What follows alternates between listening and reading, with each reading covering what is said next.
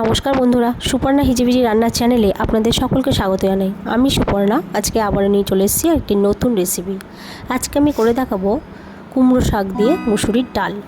এই ডালটি করার জন্য কিন্তু মুসুরির ডালেরই প্রয়োজন, অন্য ডালে এই রেসিপিটি খেতে একদম ভালো লাগে না।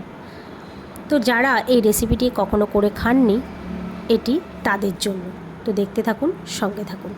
রেসিপিটি বানানোর জন্য আমি ফোড়ন হিসেবে নিয়েছি তেজপাতা, শুকনো লঙ্কা, 5 ফোড়ন ও কাঁচা লঙ্কা চেরা। এবার আমি গ্যাসে কড়াই চাপিয়ে এর মধ্যে পরিমাণ অনুযায়ী জল দিয়ে দেবো। জলটির মধ্যে নুন দিয়ে দেবো পরিমাণ অনুযায়ী, আপনারা আপনাদের পরিমাণ অনুযায়ী নুন দিয়ে দেবেন। এবার আমি ডাঁটাগুলিকে সেদ্ধ হওয়ার জন্য দিয়ে দেবো।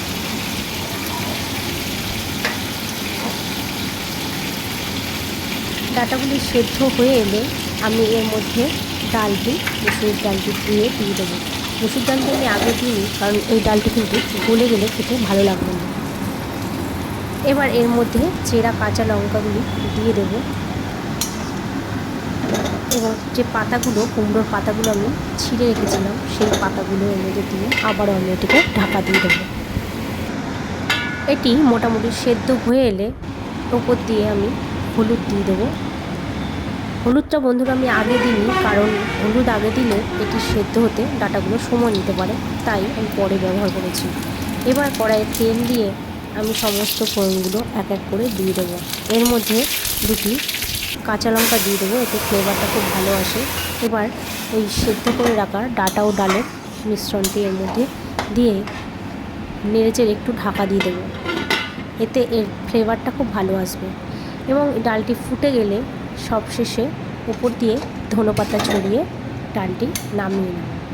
যারা ধনেপাতা খান না, তারা ধনেপাতাটা নাও দিতে পারেন, আমার ভালো লাগে তাই আমি ব্যবহার করেছি। তো এই ডালটি কিন্তু এরকম ঘন আকারেরই হয়, এই ডালটি কিন্তু পাতলা হয় না। প্রতিদিন একঘেয়েমি পাতলা ডাল খেয়ে খেয়ে একটু অন্য স্বাদের ডাল হলে ভালোই লাগে।